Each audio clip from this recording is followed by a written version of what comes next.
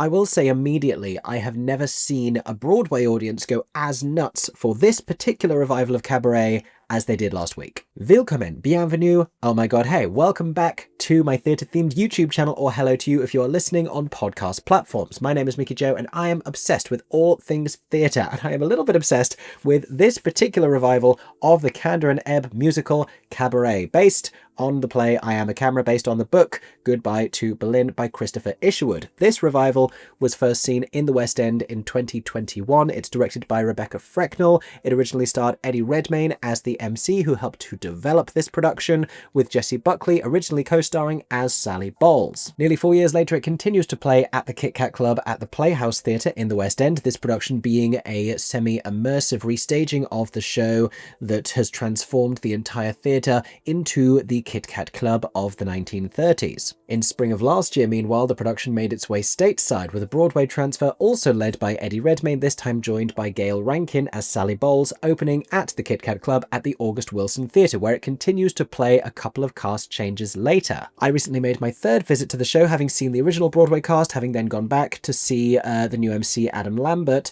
I have now returned recently to see the new leads, Orville, Peck and Eva Noblezada. We're going to be talking about both of their performances today, as well as the rest of the supporting cast. Some of them the same from the show's opening, some of them new. And having now seen this revival, I think 12 times, having seen the musical Cabaret a couple more times in separate productions, I'm really enjoying getting to go and see it with different performances and really dig into the little differences in their interpretations, especially when the characterizations are so different as one of these performers was. So let's talk about it then. How were Orville and Eva in Cabaret? But just before we do, if you have also had the opportunity to see these performers already on Broadway in Cabaret, let us all know what you thought about their performances in the comments section down below. And if you enjoy my thoughts on this and you would like to stay up to date with all of my Broadway and West End reviews, then make sure you are subscribed to me right here on my theatre-themed YouTube channel, or following on podcast platforms. In the meantime, I am very excited to share my thoughts with you about the new stars of Broadway's Cabaret.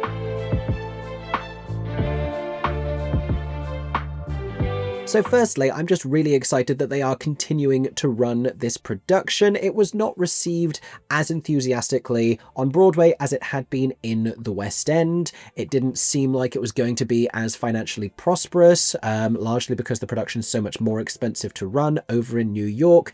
And it's worth pointing out that with the new cast changes, they have simultaneously minimized a little bit of the pre-show experience. The theatre and its various bar spaces and various different rooms still looks absolutely stunning. I would still recommend getting there at least 30 minutes before the scheduled performance time. You still have that cool entrance via the stage door, where it feels more like you're going into a sort of a dark nightclub rather than the traditional Broadway experience. But they no longer offer you free shots on arrival. I heard that this was costing $60,000, which seems insane, and they have also reduced the number of performers in the Prologue Company, which are separate to the main cast of the show. This is a company of musicians and dancers, performers, who perform throughout the theatre's spaces prior to the start of the show. And if you haven't been to see the production before, I don't know that you'll necessarily notice that this has been scaled back, but it's definitely smaller. But I remain a really big fan of this production. You can go and listen to my reviews both of the original West End opening and of the Broadway opening. And I think it's great to see new life breathed into the production and new audiences brought to it as well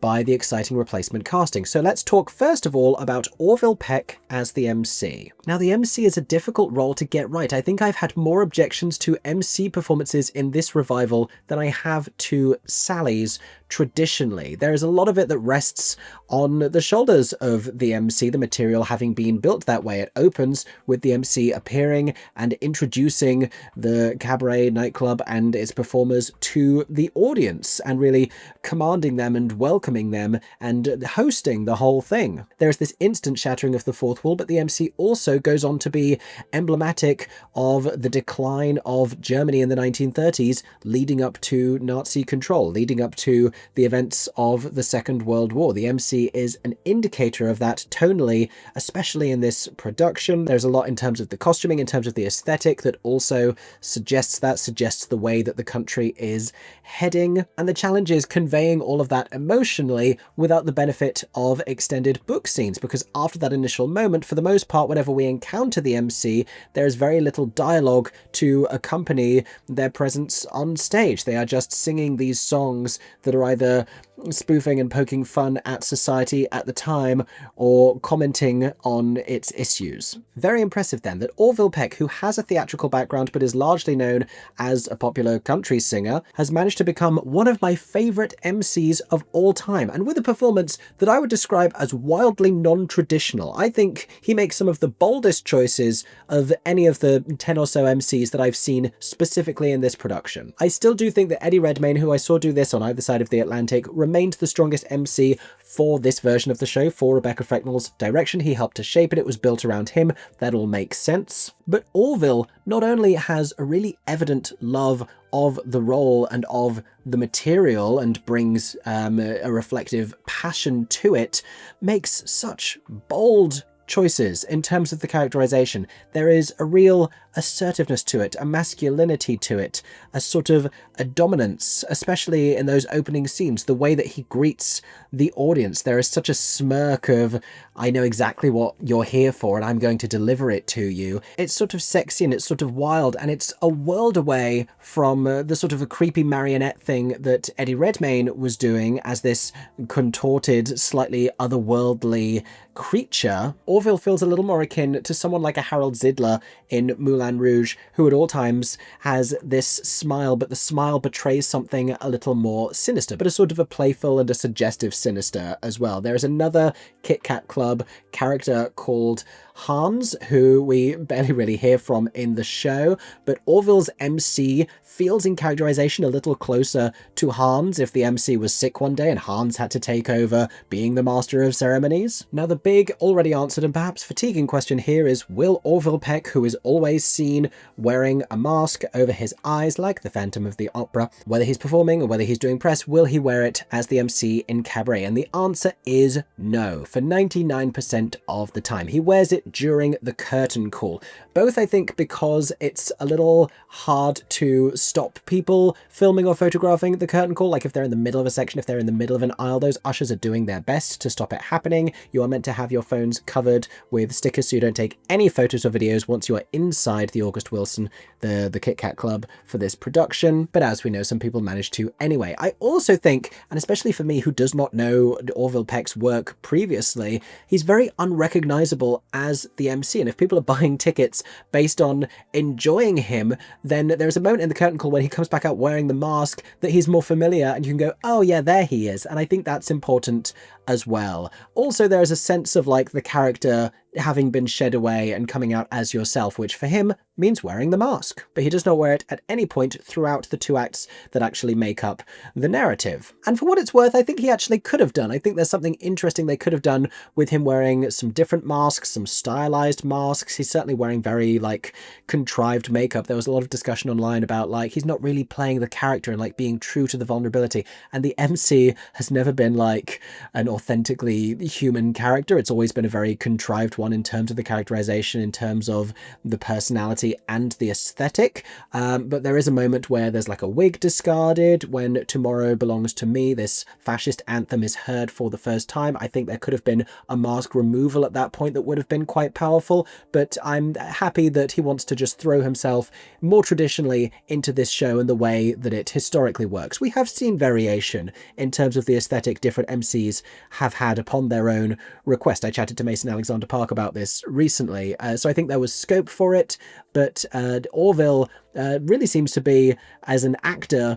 wanting to do this the right way and the real way. Now, I actually had no idea until very recently about Orville's theatrical background, that he had trained at Lambda here in the UK, or that he had been in Peter Pan Goes Wrong in the West End at one point. This obviously before he became the Orville Peck that he is now known as, but the acting is sublime. The singing is so utterly theatrical, you would not think that this is someone from the pop world. The vibrato and the tone and the power, everything is there. Absolutely everything you need for a really thrilling vocal. One of the best MC vocals that I have heard. No one quite sings anything like Adam Lambert, but this sounds just utterly theatrical, utterly ready for Broadway. I think for what it's worth, there are more roles that Orville Peck could do on Broadway if he decided that he's having a nice time and wants to stick around. But having recently seen Billy Porter do it in the UK, who achieved some very powerful moments, particularly into the second act, but who perhaps struggled a little bit more with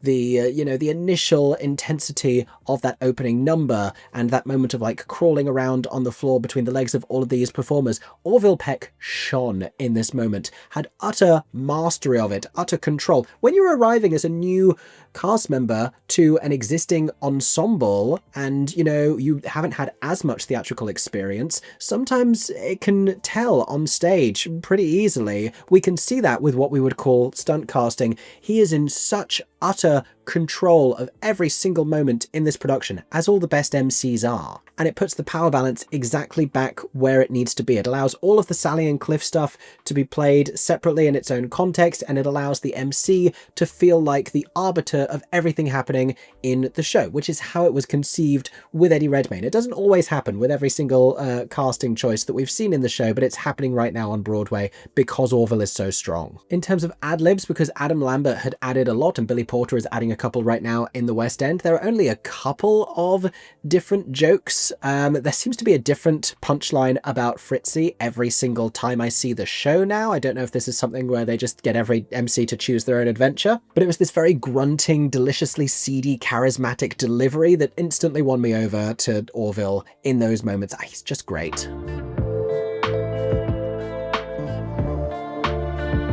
I'm going to talk about one of the most impactful moments he has that is a bit of a spoiler for multiple things in this production and with the material, obviously. But before that, I want to touch on the song If They Could See Her in the second act, because this got a little bit of attention for how it was being received by Broadway audiences when Adam Lambert was playing the role. There were reports of, on multiple occasions, audience members laughing at the final line, the concept of the song being that the MC is dancing with a gorilla and singing a love song about the gorilla, with the blistering final line being, if they could see her through my eyes, she wouldn't look Jewish at all. It's a commentary on the scene that has just unfolded between Fräulein Schneider, who is not Jewish, and Herr Schultz, who is, who were planning to marry, but whose wedding party was soured by the reveal of one of their guests being a Nazi, and expressing his concerns to Fräulein Schneider, who was a friend of his, that this marriage was not advisable. Now, when audience members started laughing at that final line in the song If They Could See Her, Adam Lambert was adding an additional line of dialogue where he says, "This is not a comedy, pay attention," and sort of scolding them necessarily, but very intensely, for receiving it in the wrong way, either foolishly or deliberately, which is very sinister. And that obviously incredibly close to home for Adam Lambert, who is Jewish. There was some question about whether this would continue with Orville Peck, and it's still early days, so we will see. But I think for what it's worth, the way that Orville is delivering this line, it has such a darkness to it, and I think there's something around where you pause and which word you really choose to spit out that it feels impossible. It feels utterly impossible to be anything other than stunned into horrifying silence in that moment, but some audience members will surprise you. I think, for what it's worth, it doesn't seem likely to me that it's going to get a laugh response. It didn't when I saw the show. Otherwise, the audience response was extraordinary. I think for a handful of reasons, some of which I'll talk about later, this is perhaps the most Broadway-ready version of Cabaret that tonally feels not dissimilar to the well-remembered Sam Mendes revival that was led by Alan Cumming and a handful of other stars in recent years. It feels like the kind of Cabaret that Broadway is expecting, with a little bit more of a pre-show to it that has just tonally moved a little bit more towards where New York audiences are, in very subtle ways. Interestingly enough, it was also spring break. I think there were a lot of younger audience members there who didn't know the show because the reactions to some of its revelations were real gasps of shock, which is always a fun thing to experience, especially for me, who has now seen the show upwards of 12 times. Now, here's the really interesting choice that Orville and Eva made together in the second act. And I don't believe that every subsequent pair of leads, especially over on Broadway, are directed by the show's original director, Rebecca Frecknell. With ongoing long-running productions, you have associate directors, you have resident directors, assistant directors who rehearse in new members of the company. And there has been some flexibility with some parts of staging, some choices, some moments, particularly of passion, particularly of coming together. There is an almost strike that happens by Cliff to Sally, and that has been played in different ways, like the suddenness of it, the way that it stopped, and the way that it then melts into this sort of a sorrowful embrace. That's been done a handful of different ways. So has Sally's physicality when singing the song Cabaret towards the end of the show, and so has this particular moment between Sally and the MC. This comes at the climax of the song I Don't Care Much, which is a real highlight for the MC in this production, beautifully sung by Orville Peck in this sort of creepy, dissociative kind of a way. It coincides with him appearing in a very plain and traditional outfit. He's wearing a three-piece grey business suit. He has a very smartly styled blonde wig on his head, appearing very much like the fascist ideal of a man at that time. A very big departure from the bold and extravagant and increasingly creepy costuming that we've seen him wearing throughout the first act and early into the second. But when he sings If You Kiss Me, If We Touch for the last time in the song, there's normally some sort of a physical moment between him and Sally. I think originally this was played as him sort of grabbing her wrist, and it gets quite intense and she is taken aback by this.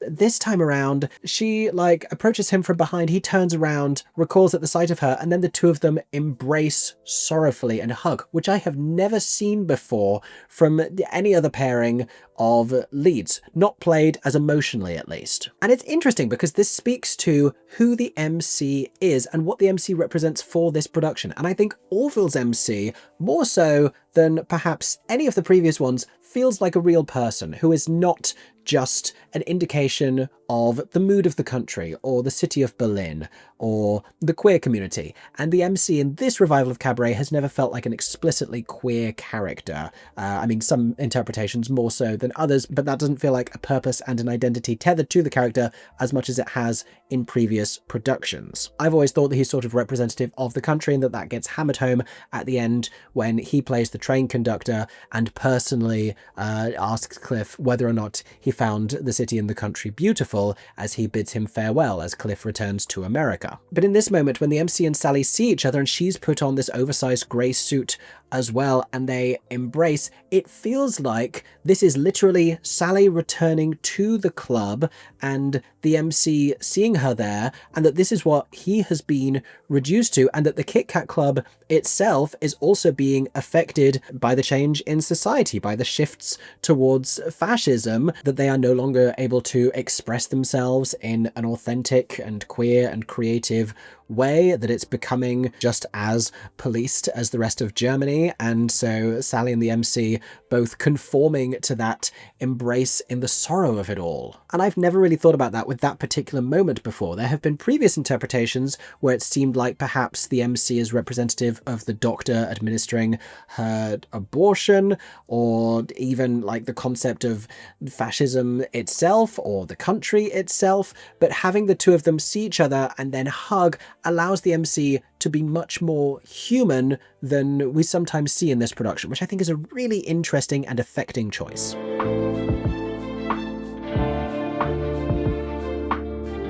Now let's move on and talk about Eva Noblezada as Sally Bowles. Eva, recently known for originating the role of Eurydice in the Tony Award-winning musical Hadestown. She was also seen as Kim in the recent West End and Broadway revival of the musical Miss Saigon, and she recently originated the role of Daisy Buchanan in the Broadway musical adaptation of The Great Gatsby. Sally Bowles has some kinship to each of those in a way because she is a survivor. She is a young woman finding her own path through the world in a foreign country and, you know, experiencing adversity. There's a little bit of Kim in that, there's a little bit of Eurydice in that, but the way that she navigates it is a little bit more Daisy Buchanan because she laughs off all of her strife, and she has this very happy-go-lucky attitude as she moves between the beds of various men in order to get by, and we very rarely see any sense of the toll that that takes on her. We see a glimpse of it in maybe this time, where it becomes clear to us that she's perhaps a little more heartbroken than she's been letting on, but really we see it in her torturous performance of Cabaret towards the end of the show, where she really squares up to the reality of, you know, acknowledging that the country may be headed for turmoil, that her circumstances may be desperately bleak, but that she is going to go down swinging, that she is going to live life to the fullest, even if that means the party may not last for that much longer. And that's something I felt really acutely from Eva, especially in that Cabaret performance, which was very powerful, is her knowingness, the sense that she really does understand everything that's happening here, but she is not going to flee from it. She is going to stay there, and she's going to continue in this reckless, perhaps hedonistic lifestyle regardless. Overall, I really enjoyed Eva's Sally. I wouldn't say it felt quite as groundbreaking. She reminded me in many ways of Amy Lou Wood's performance in the West End. I think because they both felt like very young Sallys, and the naivety came from that place of youth and innocence rather than a young woman who really ought to know better. But she had that familiar feisty spirit in her performances of Don't Tell Mama and Mine Hair that I knew she would be great at. In terms of the vocals, of course, she sounds fantastic. She has one of the clearest vocal tones and one of the most effortlessly powerful belts that we are hearing in musical theatre right now. I think she has one of the most stunning voices. It's always interesting for a Sally Bowles who does have that kind of a voice, because you hear them kind of sing down a little bit rather than giving the most stunning, sensational, polished and like traditionally theatrical vocal. And so you hear that from Eva a little bit, where it's a little bit more between a sung and a shouted delivery at times, very consciously. Strangely, I actually think that some of her vocals might be more powerful if they were a couple of keys higher. I think her real money notes sit a little above the score of Cabaret, and the height of maybe this time and the height of Cabaret only begins to approach her highest and most effective belting range. The notes that she's hitting in I'd Give My Life for You and in Flowers and in her final song In the Great Gatsby, it's in that highest part of her range that her real money notes are, so she doesn't find quite the same jaw-dropping power in this score because of where it sits. British accent I thought was pretty tremendous. There was one vowel that came around a couple of times, but it didn't really cause me a big problem, and it's far better than a lot of other American attempts at British accents that I have heard, even in this role. I think hers is a Sally Bowles that really shines in moments of fragility and vulnerability, which is often where we've seen Eva excel in really letting us in to that sense of heartbreak. But you can also see her empathy for other characters, both for Cliff, with whom she shares most of her scenes, but also with Fräulein Schneider and Herr Schultz at the party and in the aftermath.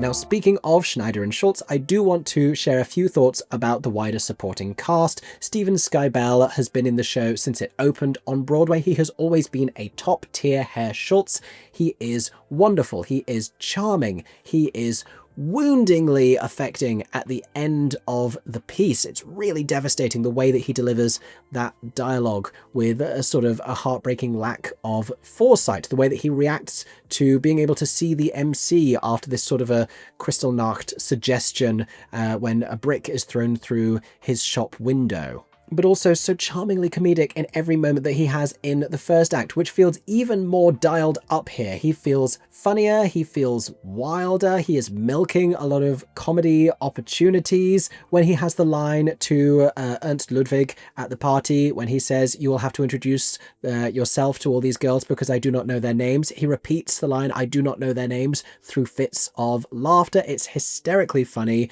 We grow so endeared to him, which is so important for everything that is going to happen. And I think it's also impacted by who he's playing opposite. I loved Bebe Neuwirth in this role. I think she really makes sense for Rebecca Frecknell's vision for it. I think she was quite similar to some of the Schneiders that we've had in the West End. I think Ellen Harvey moves more towards how the role was played in the Sam Mendes version, but I think that does good things for the show and good things for this relationship, because Bebe was really playing, again, fragility, vulnerability and an older woman who is desperate and who is concerned and who is not as confident or optimistic about the way that things are going. And Ellen Harvey projects a great deal more confidence, which manifests as these very sassy exchanges with Fräulein Kost. And she nails every single punchline of those exchanges, some of which get lost in this production sometimes because it's not a laugh-a-minute show, but she has some really great zingers when